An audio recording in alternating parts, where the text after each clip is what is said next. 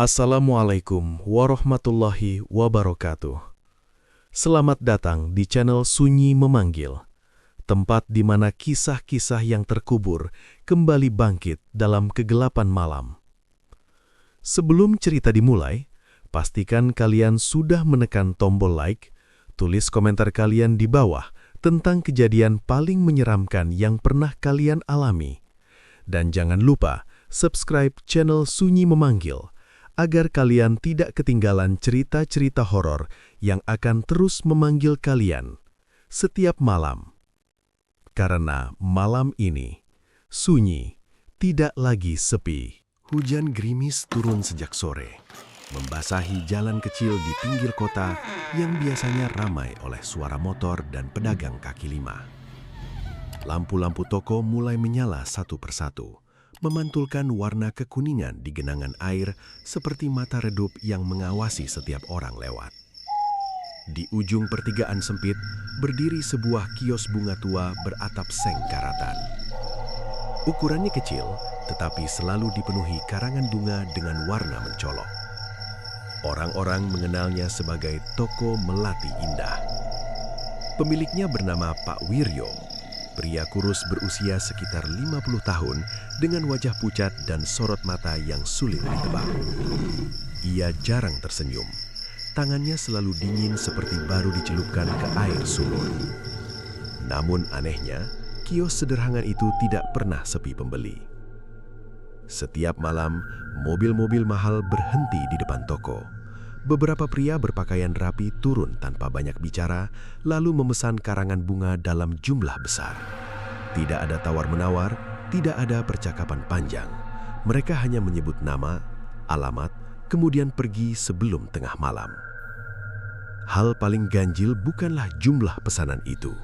Semua bunga selalu bertuliskan ucapan duka cita. Turut berbela sungkawa. Selamat jalan. Innalillahi wa inna ilaihi roji'un. Padahal tidak ada kabar kematian di daerah sekitar. Di balik meja kayu penuh potongan batang mawar, Pak Wiryo merangkai bunga dengan kecepatan aneh. Jemarinya bergerak seperti laba-laba merajut sarang dalam gelap. Mawar putih, melati, anggrek dan daun palem tersusun rapi tanpa perlu diukur, seolah-olah tangannya sudah hafal bentuk kematian. Malam itu, seorang pemuda bernama Damar datang membawa termos kopi.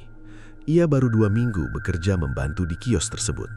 Tubuhnya tinggi, wajahnya masih terlihat polos, dan rasa penasarannya terlalu besar untuk disimpan sendiri. "Pak, kenapa yang beli bunga di sini kebanyakan buat orang meninggal?" tanyanya pelan. Pak Wiryo tidak langsung menjawab. Ia tetap menancapkan bunga krisan putih ke papan kayu besar sambil menghela napas panjang. "Karena orang hidup lebih sering lupa bersyukur daripada orang mati," ucapnya datar. Jawaban itu membuat bulu kuduk Damar meremang. Angin malam tiba-tiba berhembus masuk melalui celah seng. Aroma melati memenuhi ruangan. Harumnya lembut tetapi terasa dingin seperti napas seseorang di belakang leher. Damar menoleh cepat. Tidak ada siapa-siapa. Ia mencoba mengabaikan perasaan aneh itu, lalu melanjutkan pekerjaannya mengikat pita hitam pada karangan bunga. Namun semakin lama berada di toko, semakin sering ia merasa seperti diperhatikan. Kadang terdengar suara langkah di belakang kios, kadang muncul bayangan melewati kaca depan, padahal jalan sedang kosong. Sekitar pukul 11 malam, sebuah mobil hitam berhenti mendadak di depan toko. Catnya mengkilap seperti tubuh lintah basah terkena cahaya lampu. Seorang pria turun memakai jas abu-abu dan topi hitam menutupi sebagian wajah. Pria itu tidak masuk. Ia hanya berdiri di luar sambil berkata lirih, "Pesanan untuk besok pagi." Pak Wiryo mengangguk kecil. "Nama?" tanya Buir. "Bapak Hendra Saputra." Damar yang sedang memotong pita mendadak berhenti. Ia mengenal nama itu. Hendra Saputra adalah pemilik toko emas terbesar di pasar kota. Orangnya sehat, kaya, bahkan baru kemarin muncul di televisi lokal saat acara amal. "Alamat?" tanya Pak Wiryo. Pria misterius itu menyebutkan sebuah perumahan elit di pusat kota. Setelah selesai mencatat, Pak Wiryo menatap lurus ke arah pria tersebut. Tatapannya kosong seperti sumur tua yang tidak pernah tersentuh cahaya matahari. "Besok subuh sebelum jam 6, bunga harus sudah sampai," kata pria misterius itu. Pak Wiryo kembali mengangguk. Mobil hitam itu lalu pergi perlahan dan menghilang di balik hujan. Damar mendekati meja sambil berbisik, "Pak, bukannya Pak Hendra masih hidup?" Tidak ada jawaban. Pak Wiryo justru mulai memilih bunga paling segar dari ember besar di sudut ruangan.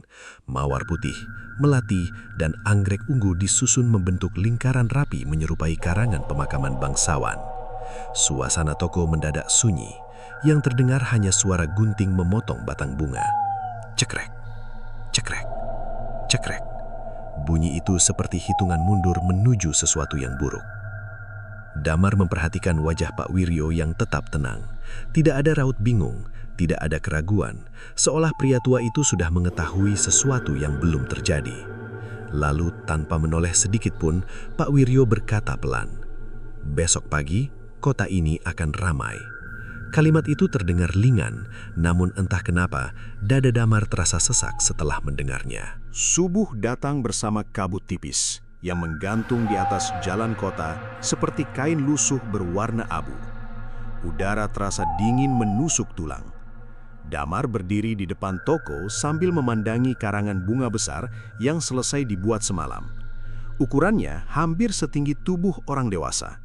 Mawar putih mengelilingi papan ucapan hitam bertuliskan kalimat belas sungkawa untuk Hendra Saputra. Tulisan itu terlihat mencolok, terlalu mencolok, apalagi untuk seseorang yang masih bernafas. Pak Wiryo keluar membawa rokok kretek yang belum dinyalakan. Wajahnya tampak lelah, tetapi sorot matanya tetap tajam seperti paku berkarat. "Antar sekarang," ucapnya singkat. Damar menelan ludah. "Pak, apa nggak salah nama?"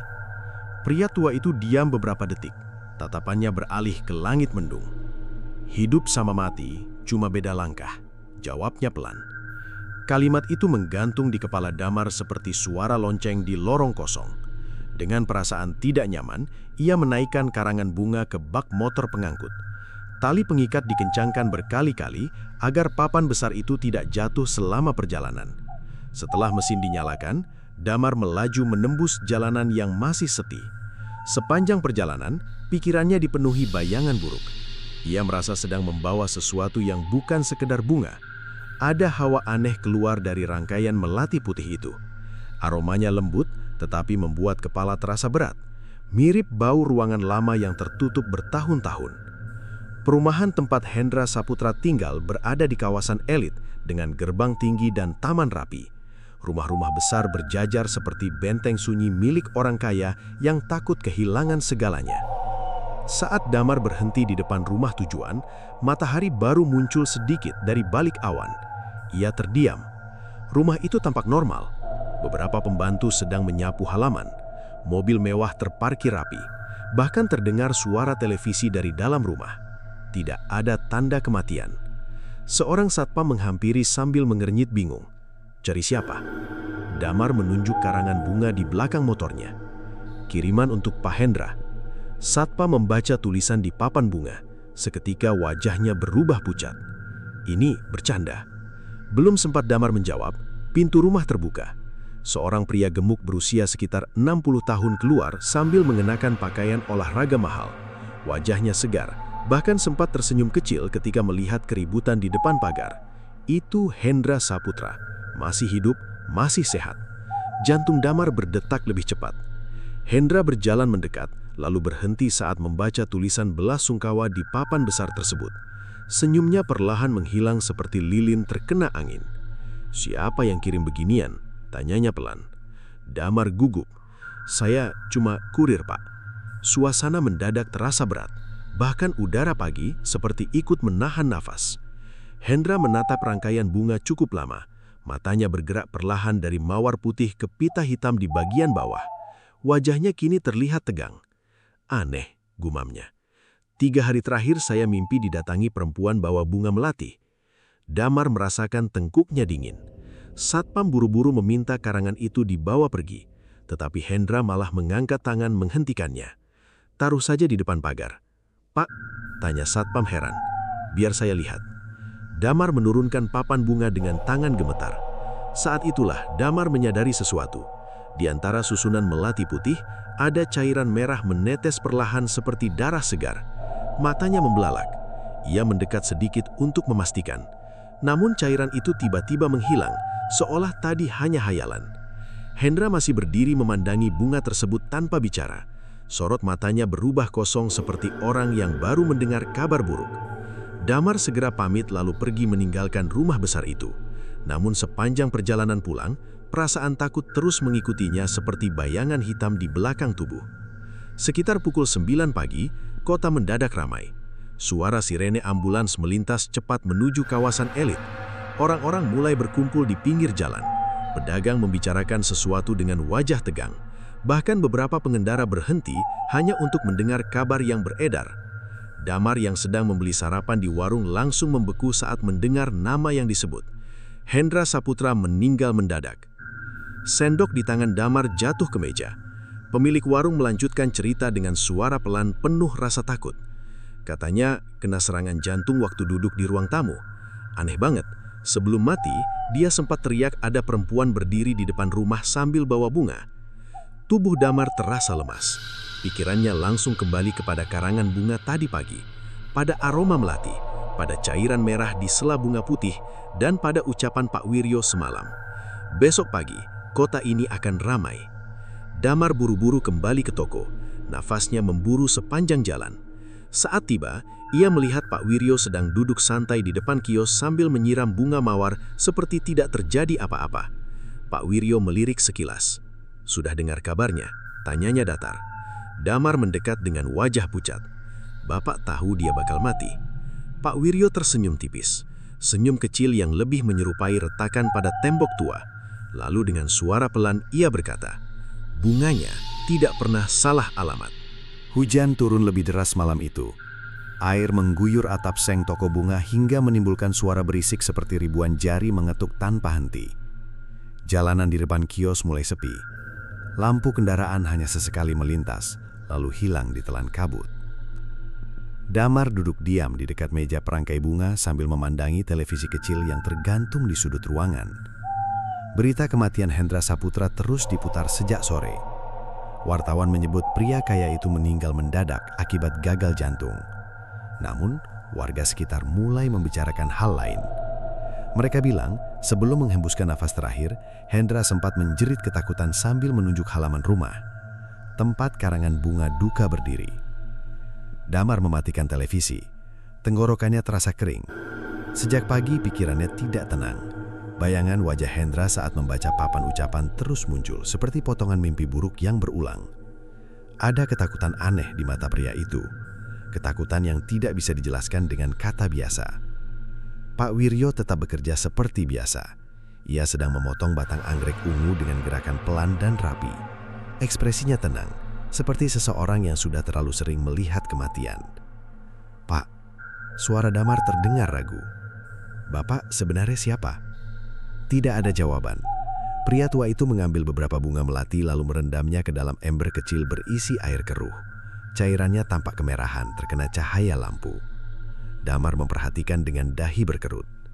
"Itu air apa?" Pak Wiryo berhenti sebentar, supaya bunganya tahan lama. Jawaban singkat itu malah membuat suasana semakin tidak nyaman. Angin malam masuk lewat pintu depan yang terbuka sedikit. Aroma tanah basah bercampur wangi melati memenuhi ruangan. Harumnya lembut, tetapi terasa menusuk seperti aroma dupa di rumah kosong. Tiba-tiba, suara telepon toko berbunyi.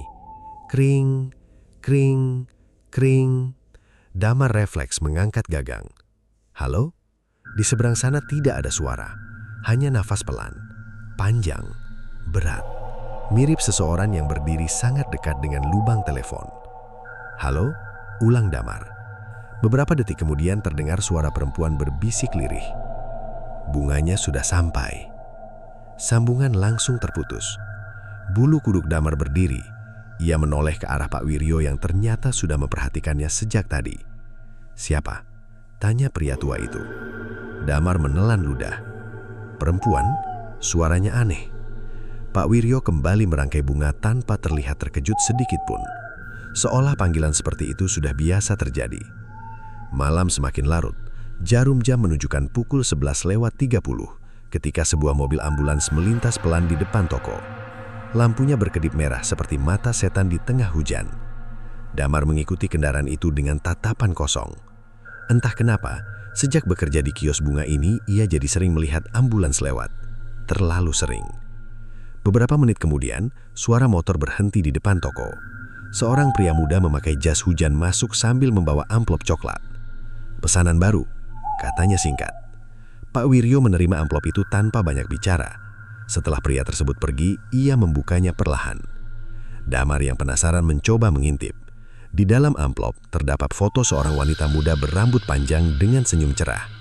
Di belakang foto tertulis nama, Ratna Wijaya. Di bawahnya ada alamat lengkap dan tanggal pengiriman bunga. Besok pagi. Damar mengernyit. Dia siapa? Pak Wiryo mengambil papan bunga kosong dari belakang ruangan. Guru sekolah. Masih hidup? Pertanyaan itu membuat suasana mendadak hening. Suara hujan di luar terasa semakin keras. Pak Wiryo mulai menyusun bunga mawar putih satu persatu. Tangannya bergerak pelan tetapi pasti, seperti seseorang yang sedang menulis takdir di atas kain kafan. "Semua orang masih hidup sebelum waktunya tiba," jawabnya dingin. Damar mulai kehilangan kesabaran. "Ini salah, Pak. Kalau bunga itu bikin orang mati, berarti kita..." "Diam!" bentak Pak Wiryo memotong kalimatnya. Untuk pertama kalinya wajah pria tua itu berubah menyeramkan. Matanya terlihat merah terkena pantulan lampu.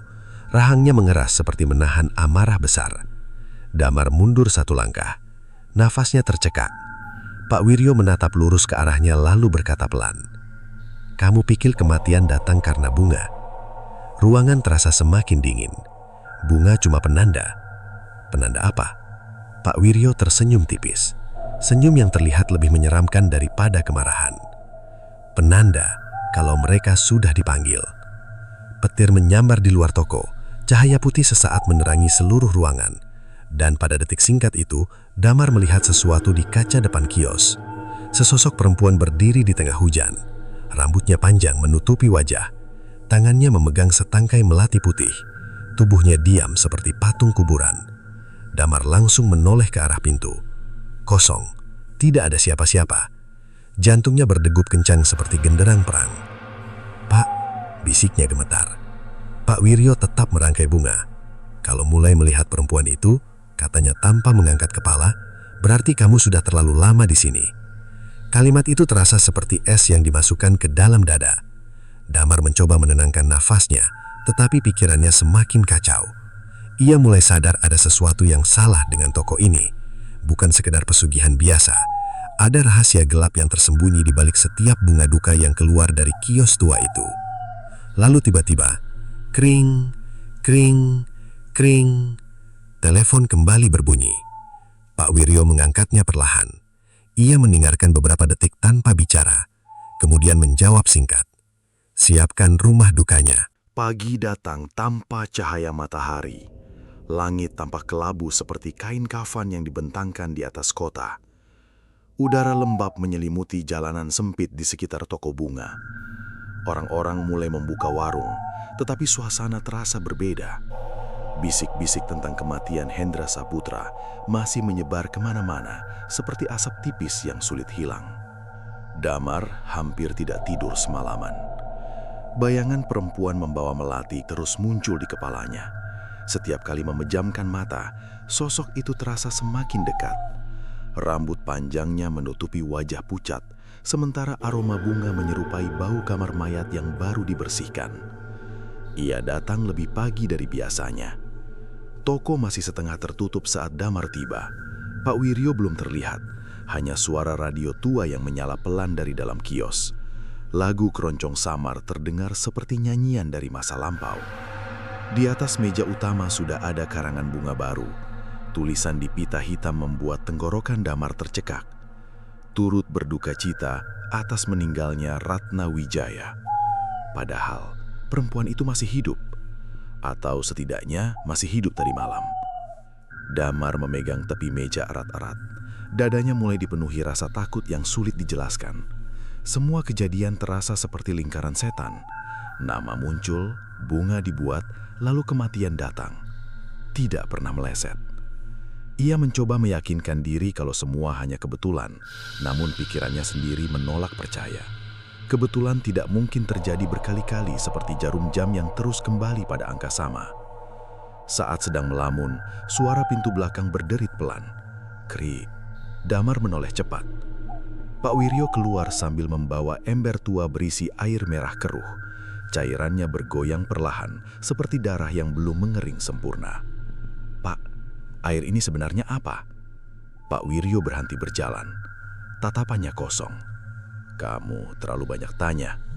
Jawaban itu membuat Damar memilih diam. Pagi menjelang siang, beberapa pelanggan datang membeli bunga biasa, tetapi pesanan terbesar tetap berupa papan ucapan duka. Anehnya, para pembeli selalu berbicara pelan, seperti takut didengar seseorang. Menjelang sore, Pak Wiryo keluar sebentar untuk mengantar pesanan. Kesempatan itu langsung dimanfaatkan Damar.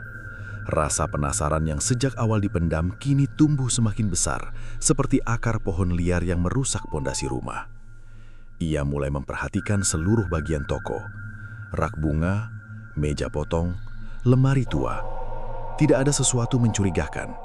Namun saat melewati lorong sempit menuju belakang kios, Damar menyadari sesuatu yang aneh. Di ujung lorong terdapat pintu kayu kecil yang selalu tertutup. Warnanya hitam kusam, dengan gembok berkarat menggantung di depan. Selama bekerja di sana, ia belum pernah melihat pintu itu dibuka. Aroma melati sangat kuat keluar dari celah bawahnya. Damar mendekat perlahan. Entah kenapa jantungnya berdetak lebih cepat. Instingnya mengatakan agar pergi, tetapi rasa ingin tahu justru menarik langkahnya semakin dekat. Ia mencoba menggoyang gembok. Tidak terkunci. Damar terdiam beberapa detik sebelum akhirnya mendorong pintu perlahan. Krik. Ruangan di baliknya gelap dan lembab. Bau bunga busuk bercampur aroma dupa langsung menyeruak keluar. Damar menutup hidung refleks. Di dalam terdapat gudang sempit dengan dinding kayu lapuk. Lampu kecil menggantung redup di tengah ruangan, membuat bayangan benda-benda di sana terlihat bergerak seperti makhluk hidup. Napas Damar terhantam. Seluruh dinding dipenuhi foto. Puluhan, mungkin ratusan. Semua foto menampilkan wajah berbeda. Pria, wanita, anak kecil, orang tua. Dan yang membuat tubuh Damar membeku, di bawah setiap foto terdapat tanggal kematian. Tangannya mulai gemetar. Ia mendekati salah satu foto. Hendra Saputra. Di bawahnya tertulis tanggal kemarin. Foto lain menunjukkan Ratna Wijaya. Tanggal kematiannya tertulis hari ini, padahal bunga belum dikirim. Damar mundur perlahan. Kepalanya terasa pusing seperti dipukul benda keras. Keringat dingin mengalir di lehernya. Lalu matanya menangkap sesuatu di sudut ruangan. Sebuah meja kecil penuh bunga melati kering. Di atasnya terdapat mangkuk tanah liat berisi cairan merah tua yang belum membeku sempurna. Di samping mangkuk itu ada gunting besar dengan noda hitam menempel di ujungnya. Namun benda paling mengerikan berada tepat di tengah meja. Sebuah buku tebal bersampul kulit. Damar membuka halaman pertama dengan tangan gemetar. Isinya daftar nama, panjang sekali. Di samping setiap nama terdapat tanda centang merah. Beberapa halaman berikutnya berisi alamat rumah, tanggal lahir, dan waktu kematian calon korban. Jantung Damar seperti jatuh ke perut. Ia membalik halaman cepat demi cepat, sampai akhirnya tangannya berhenti mendadak. Di halaman paling belakang tertulis satu nama baru dengan tinta masih basah. Damar. Napasnya tercekak. Di bawah nama itu sudah tercantum tanggal. 3 hari lagi. Brak. Suara benda jatuh dari belakang membuat Damar menoleh panik. Pintu gudang terbuka perlahan. Pak Wiryo berdiri di sana dalam keadaan basah kuyup terkena hujan. Wajahnya dingin tanpa ekspresi. Namun matanya terlihat sangat gelap seperti lubang tanpa dasar. "Bapak," suara Damar bergetar. Pria tua itu melangkah masuk perlahan. Setiap langkahnya terasa berat di lantai kayu lapuk. "Kamu gak boleh masuk sini," katanya pelan. Damar mundur sambil memegang buku itu erat-erat. "Apa semua ini?" Pak Wiryo tidak langsung menjawab. Ia hanya memandang foto-foto di dinding seperti seseorang yang sedang melihat makam lama. Lalu dengan suara rendah, ia berkata, "Kalau nama sudah ditulis, tak ada yang bisa menghapusnya. Suasana gudang mendadak terasa sesak seperti ruangan sempit tanpa udara. Lampu redup yang menggantung di langit-langit bergoyang pelan akibat angin dari luar. Bayangan foto-foto di dinding bergerak seperti ratusan pasang mata yang sedang mengawasi. Damar masih memegang buku bersampul kulit itu dengan tangan gemetar. Dadanya naik turun cepat. Keringat dingin membasahi punggung meski udara terasa sangat dingin. Pak Wiryo berdiri beberapa langkah di depan pintu. Diam, tenang. Namun ketenangan pria tua itu justru lebih menakutkan dibanding teriakan marah. Wajahnya tampak pucat seperti mayat yang terlalu lama terendam air. "Kenapa nama saya ada di sini?" tanya Damar dengan suara pecah. Pak Wiryo tidak langsung menjawab. Ia berjalan mendekati meja ritual di sudut ruangan lalu menyalakan sebatang lilin kecil. Api kuningnya berkedip pelan seperti mata lelah yang hampir padam. Aroma melati semakin kuat. Harumnya kini bercampur bau anyir yang menusuk hidung. "Semua orang yang bekerja di toko ini akhirnya tertulis di buku itu," ucap Pak Wiryo lirih. Damar menggeleng cepat. "Ini gila." Pria tua itu tersenyum tipis. "Dulu saya juga bilang begitu." Kalimat tersebut membuat suasana semakin berat. Damar memperhatikan meja ritual di depan Pak Wiryo. Kini ia bisa melihat lebih jelas benda-benda yang tadi samar tertutup bayangan. Ada mangkuk tanah liat penuh cairan merah tua, tumpukan melati kering, dupa hitam, dan beberapa lembar kain kafan yang sudah menguning. Di tengah meja terdapat foto perempuan tua dengan mata tertutup kain merah. "Apa semua ini pesugihan?" tanya Damar pelan. Pak Wiryo menundukkan kepala beberapa detik sebelum akhirnya mengangguk. Harta tidak pernah datang gratis. Suasana hujan di luar semakin deras. Air menetes dari celah atap seperti jarum kecil yang jatuh tanpa henti. Gudang tua itu terasa seperti perut monster yang menyimpan rahasia busuk puluhan tahun. Pak Wiryo mengambil segenggam bunga melati lalu memasukkannya ke mangkuk. Sekejap warna putih bunga berubah kusam, seperti daging yang mulai membusuk. "Dulu toko ini hampir bangkrut," katanya perlahan. "Istri saya sakit keras, anak saya kelaparan. Saya sudah jual semuanya, tapi tetap tidak cukup." Damar diam mendengarkan. Lalu seseorang datang. "Siapa?" Pak Wiryo menatap lurus ke foto perempuan tua di meja. Perempuan penjaga bunga. Angin dingin mendadak berhembus dari sudut ruangan. Lilin kecil bergoyang liar.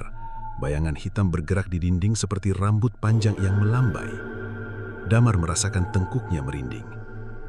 "Dia bilang saya bisa kaya, asal mau menerima syaratnya." "Tumbal?" Pak Wiryo mengangguk pelan. "Setiap bunga duka yang keluar dari toko ini adalah tanda." "Tanda kematian?" "Bukan." Pria tua itu tersenyum kecil. "Tanda kalau arwah mereka sudah dijemput." Jantung Damar berdetak makin cepat. Pak Wiryo melanjutkan cerita sambil menaburkan bunga melati ke lantai kayu. Awalnya cuma satu orang setiap beberapa bulan. Setelah toko mulai terkenal, permintaannya bertambah.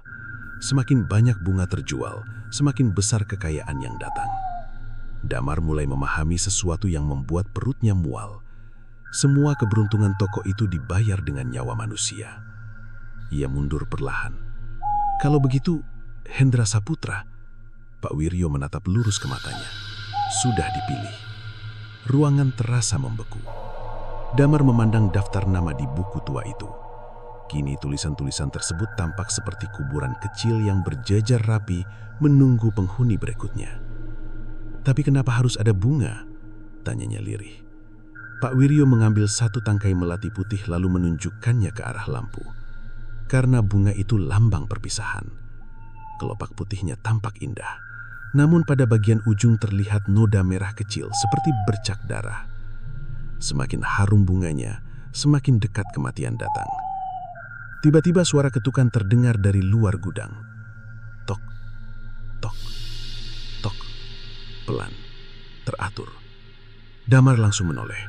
"Siapa itu?" Pak Wiryo tidak menjawab. Ketukan kembali terdengar. Tok, tok, tok.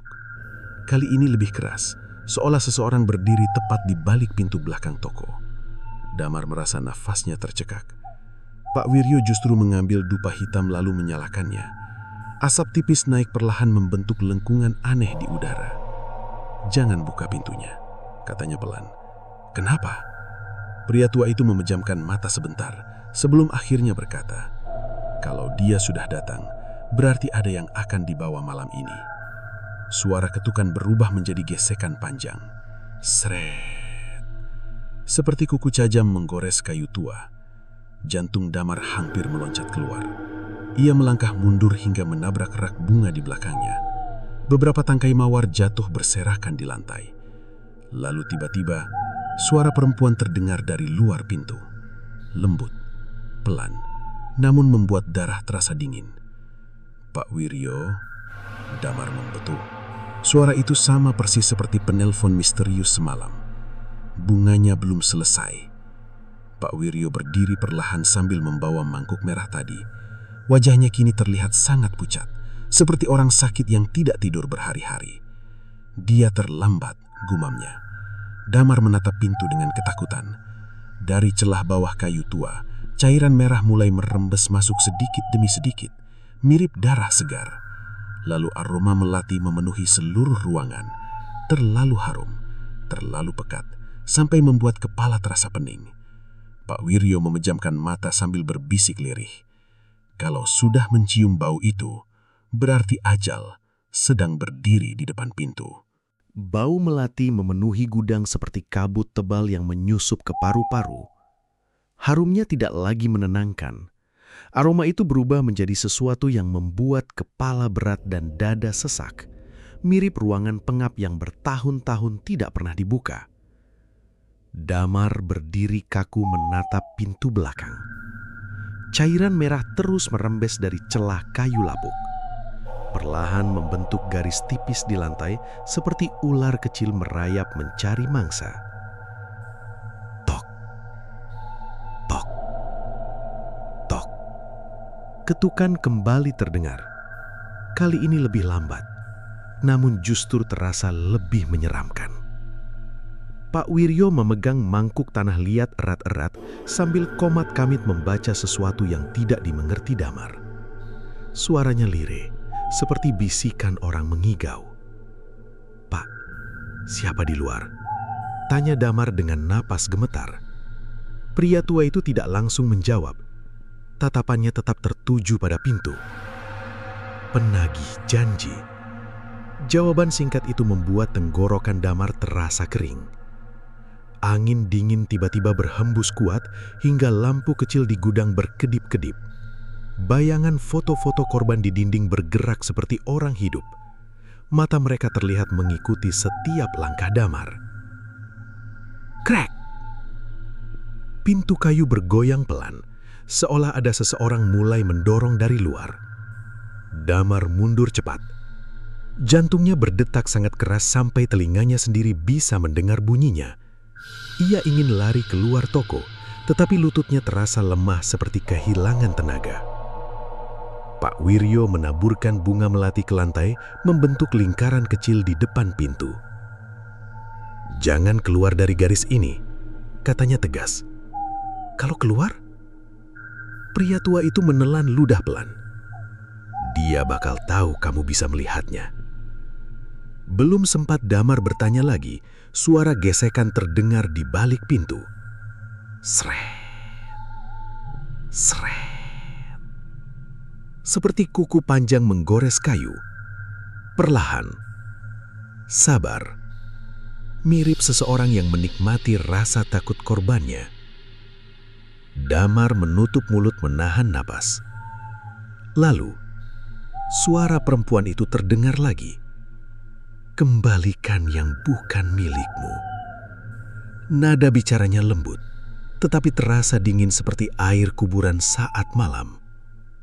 Pak Wiryo memejamkan mata. Wajahnya tampak semakin pucat. "Saya belum selesai," jawabnya pelan. Tiba-tiba pintu bergetar keras. Brak! Damar terlonjak. Debu kayu berjatuhan dari atas kusen. Lampu kecil di meja hampir padam tertiup angin yang entah datang dari mana. "Pak!" Pak Wiryo mengangkat tangan meminta diam. Lalu ia mengambil pisau kecil dari bawah meja ritual. Bilahnya kusam dengan noda hitam menempel di ujung. Tanpa ragu, pria tua itu menggores telapak tangannya sendiri. Darah menetes ke dalam mangkuk merah. Damar membelalak ngeri. "Bapak ngapain?" Pak Wiryo tetap menuangkan darahnya sambil berbisik cepat dalam bahasa yang tidak dipahami Damar. Sekejap, aroma melati berubah semakin tajam. Ruangan terasa berputar. Damar memegang kepala karena mendadak pusing. Di sela pandangan kabur itu, ia melihat bayangan perempuan berdiri di balik pintu. Tubuhnya tinggi kurus. Rambut panjang menjuntai sampai lantai. Gaun putih yang dipakai tampak kotor oleh tanah basah. Namun yang paling mengerikan, kakinya tidak menyentuh lantai. Makhluk itu melayang pelan seperti asap hitam. Damar refleks mundur hingga menabrak dinding. Napasnya tercekak. "Pak, dia ada di sana." Pak Wiryo membuka mata perlahan. "Saya tahu." Suara perempuan itu kembali terdengar. "Kamu melanggar perjanjian." Kali ini nada suaranya berubah berat. Tidak lagi terdengar seperti manusia. Ada gema aneh di setiap kata, seperti banyak mulut berbicara bersamaan dari lubang gelap. Pak Wiryo menggenggam pisau erat. "Saya masih memberi tumbal, tapi kamu menyembunyikan satu nama." Mata Damar langsung tertuju ke buku tua di meja. Pak Wiryo diam. Wajahnya tegang seperti tali hampir putus. Makhluk di balik pintu tertawa kecil. Suara tawanya lirih, tetapi terdengar seperti ranting kering dipatahkan satu persatu. "Kamu ingin menyelamatkan anak itu." Damar membeku. Dadanya terasa dingin. Pak Wiryo tiba-tiba berteriak keras sambil melempar bunga melati ke arah pintu. Angin langsung berputar di dalam gudang. Foto-foto di dinding berguncang hebat. Lampu berkedip liar seperti mau meledak. Brak! Pintu berbuka sendiri. Damar terjerit tertahan. Di ambang pintu berdiri sosok perempuan yang selama ini hanya muncul sekilas. Kini ia terlihat jelas. Wajahnya pucat biru seperti mayat lama. Matanya hitam pekat tanpa bagian putih sedikit pun. Mulutnya tersenyum terlalu lebar hingga hampir menyentuh telinga. Tangan kirinya memegang setangkai melati, sedangkan tangan kanan membawa papan bunga kecil bertuliskan nama seseorang. Damar. Tubuh Damar langsung lemas. Makhluk itu menatap lurus ke arah Damar. Tatapannya kosong, tetapi terasa lebih tajam dibanding pisau. "Waktumu tinggal sedikit." Suaranya menggema di dalam ruangan. Pak Wiryo berdiri di depan Damar seperti berusaha melindungi Damar. "Pergi," bentaknya. Perempuan itu tidak bergerak. Ia hanya mengangkat bunga melati perlahan. Kelopaknya mulai berubah merah. Satu persatu, seperti menyerap darah dari udara. Lalu tanpa peringatan, seluruh gudang mendadak gelap. Lampu mati total. Damar panik. "Pak!" Tidak ada jawaban. Hanya suara napas berat di dekat telinganya. Pelan.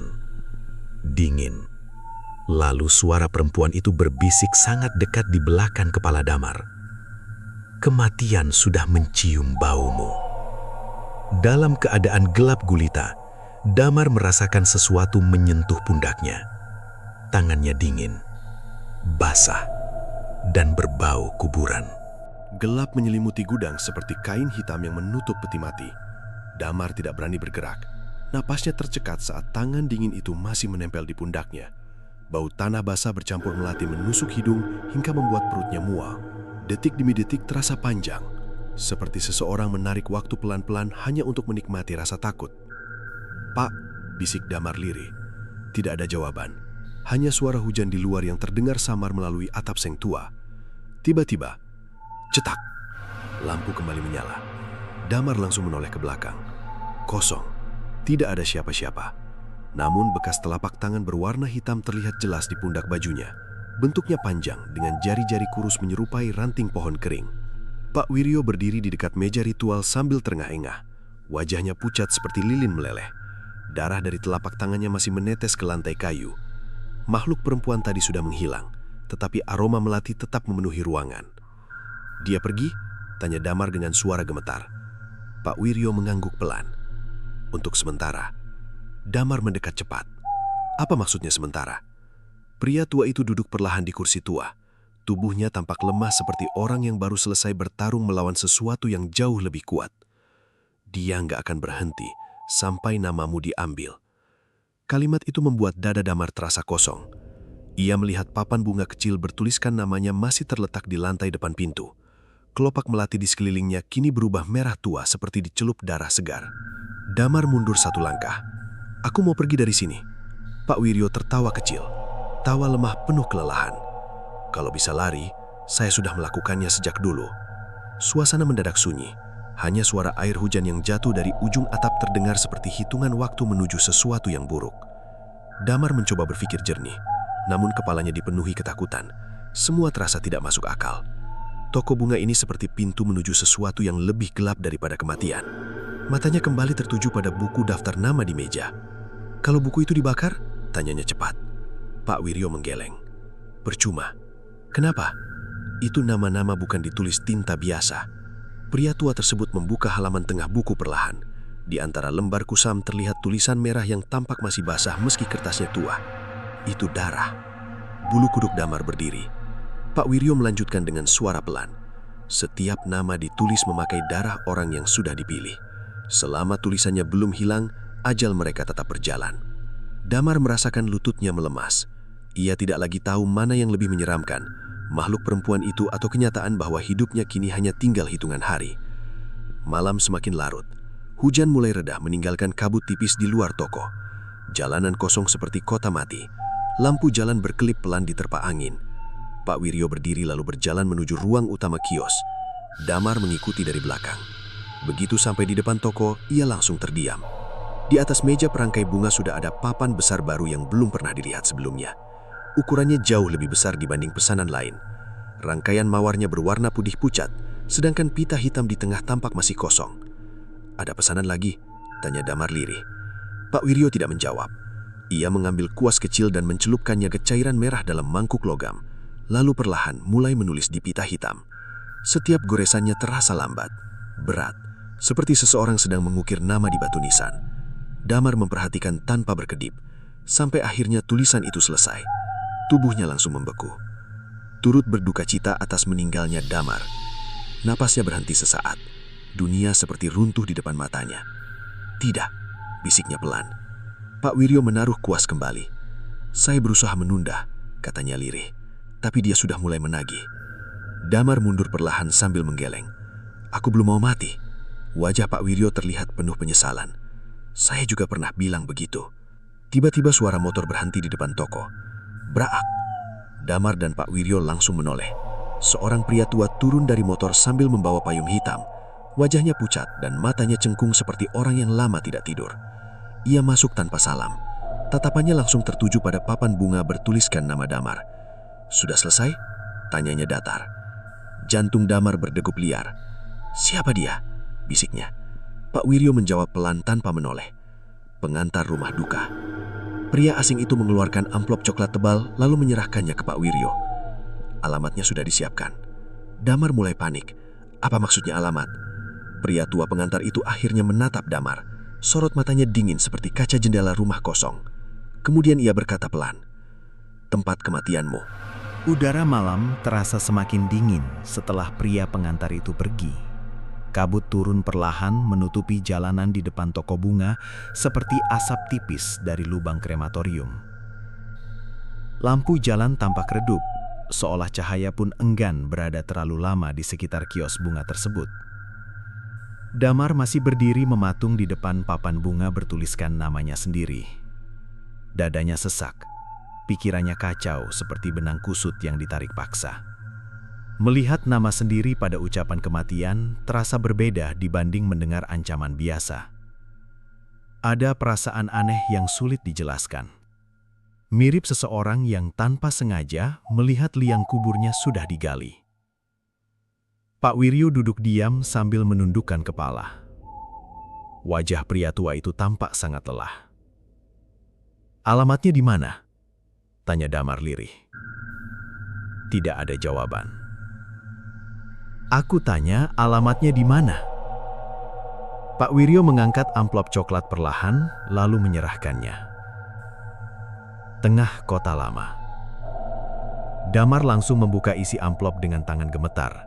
Di dalamnya hanya ada secari kertas lusuh bertuliskan alamat rumah tua di kawasan yang sudah lama terbengkalai.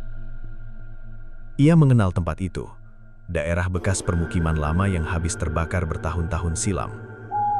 Sejak tragedi itu, hampir tidak ada orang mau tinggal lagi di sana. "Kenapa harus ke sana?" tanyanya. Pak Wiryo menatapnya lekat-lekat. "Karena semua bunga selalu berakhir di tempat itu." Kalimat tersebut membuat bulu kuduk Damar meremang. Tanpa berpikir panjang, ia mengambil jaket lalu keluar dari toko. Ia tidak peduli hujan gerimis mulai turun lagi. Yang ada di kepalanya hanya satu: kabur. Menjauh sejauh mungkin dari tempat terkutuk itu. "Damar!" teriak Pak Wiryo dari belakang. Namun pemuda itu tetap berjalan cepat menuju motornya. Mesin langsung dinyalakan. Suara knalpot memecah kesunyian malam. Jalanan kota tampak kosong saat Damar melaju menuju kawasan lama. Lampu pertokoan sudah banyak mati. Hanya beberapa warung kopi masih buka dengan pengunjung sedikit. Semakin dekat menuju alamat tujuan, suasana semakin sunyi. Rumah-rumah tua berdiri gelap tanpa penghuni. Cat tembok mengelupas seperti kulit terbakar. Pohon besar tumbuh liar di pinggir jalan, menyerupai tangan raksasa yang mencakar langit. Kabut makin tebal. Pandangan mulai buram. Damar memperlambat motor ketika melihat pelang jalan berkarat bertuliskan Kompleks Cempaka Lama. Tempat itu terlihat mati. Tidak ada suara televisi. Tidak ada kendaraan. Bahkan anjing liar pun tidak tampak. Hanya derit papan seng tertiup angin yang terdengar seperti rintihan panjang. Alamat di kertas mengarah ke sebuah rumah besar di ujung gang sempit. Bangunannya tua dengan pagar besi berkarat. Halaman depan dipenuhi rumput tinggi dan bunga melati liar yang tumbuh berantakan. Jantung Damar berdetak keras. Ia mematikan mesin motor perlahan. Saat suasana menjadi hening, ia mendengar sesuatu. Tangisan. Pelan. Samar. Seperti suara perempuan menangis dari dalam rumah. Damar menelan ludah. Lampu teras rumah menyala redup berwarna kuning kusam. Cahayanya lemah seperti nyawa yang hampir habis. Di depan pagar berdiri sebuah karangan bunga besar. Karangan bunga dari toko Pak Wiryo. Tulisan di pitanya membuat kaki Damar terasa lemas. Turut berduka cita atas meninggalnya Damar. Nafasnya tercekat. "Aku belum mati," bisiknya panik. Angin malam berembus pelan membuat pita hitam di papan bunga bergerak seperti lidah panjang.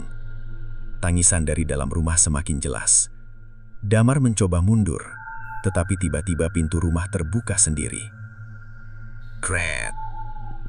Suara engselnya panjang dan menyakitkan telinga.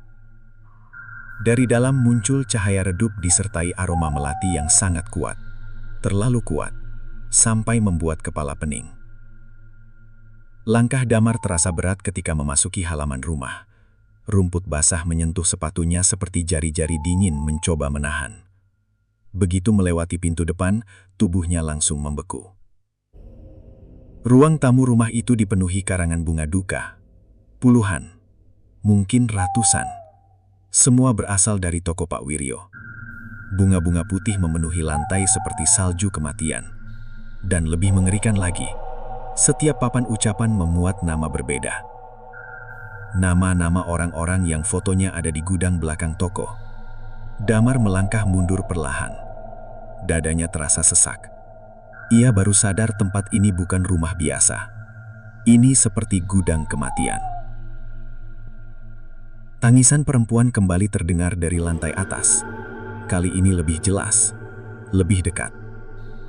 Damar memberanikan diri menaiki tangga kayu yang sudah lapuk. Setiap langkah menimbulkan bunyi berderak panjang seperti tulang retak. Krek, krek, krek. Di ujung lorong lantai 2 terdapat satu ruangan terbuka sedikit. Cahaya lilin berkedip dari dalam. Tangisan berhenti mendadak. Suasana langsung sunyi. Terlalu sunyi. Damar mendorong pintu perlahan. Dan seketika, tubuhnya membeku total. Di tengah ruangan berdiri peti mati hitam. Di sekelilingnya penuh bunga melati putih. Sementara di atas peti, terdapat foto dirinya sendiri. Wajah Damar pucat pasi dalam bingkai hitam. Di bawah foto tertulis tanggal kematian. Besok malam.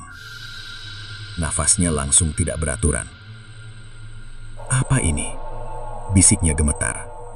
Lalu suara perempuan terdengar tepat di belakang telinganya.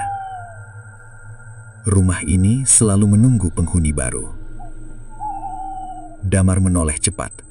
Sosok perempuan berambut panjang berdiri hanya beberapa senti darinya. Matanya hitam pekat. Mulutnya tersenyum terlalu lebar.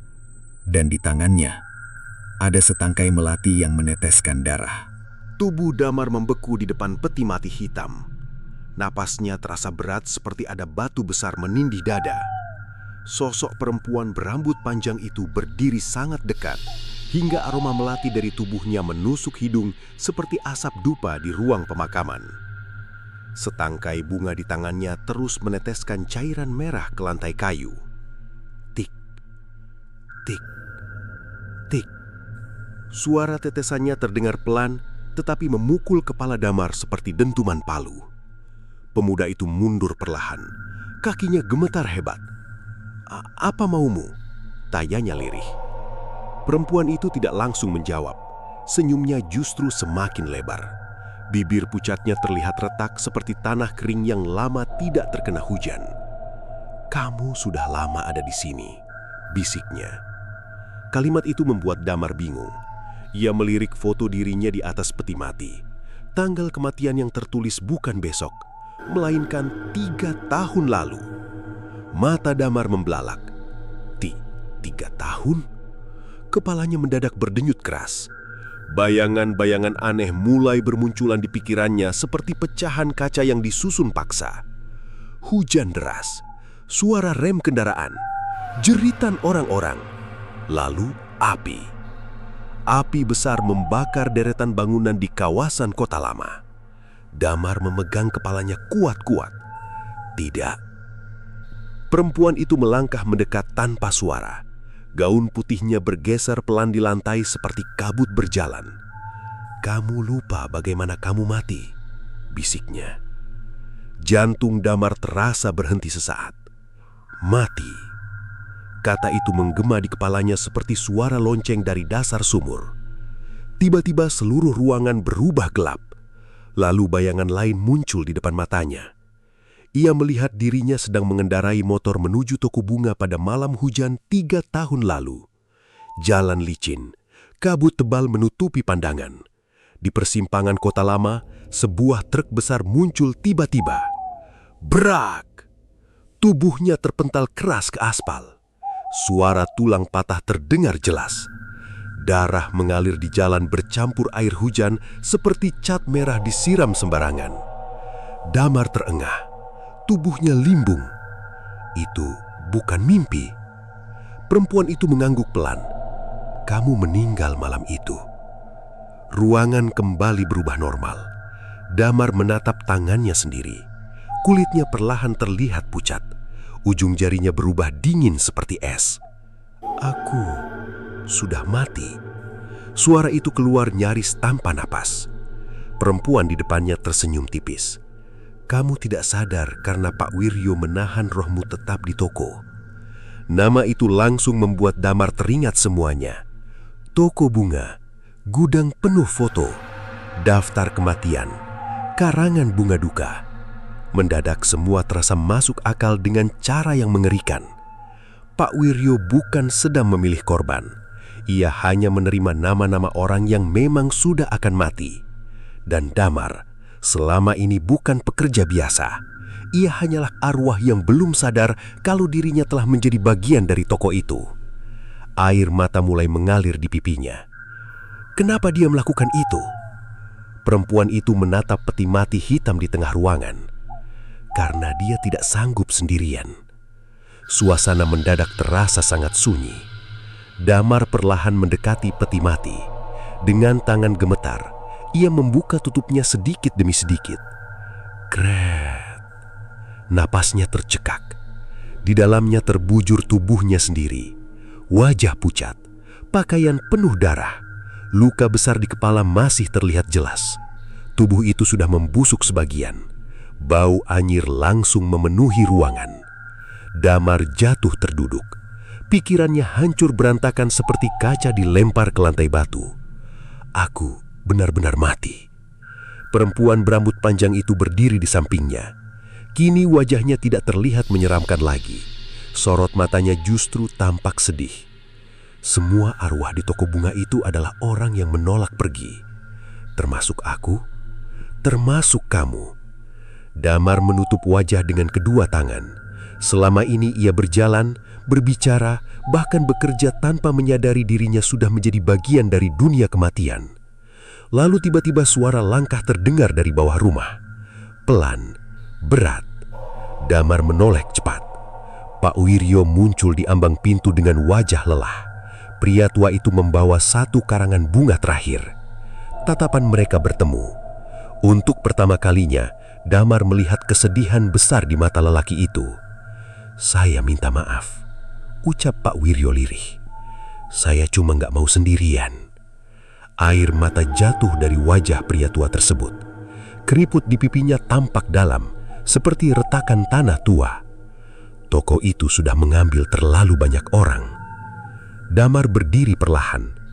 Bapak juga sudah mati. Pak Wiryo senyum kecil. Senyum paling manusiawi yang pernah Damar lihat sejak mengenalnya. Sejak kebakaran pasar bunga 10 tahun lalu.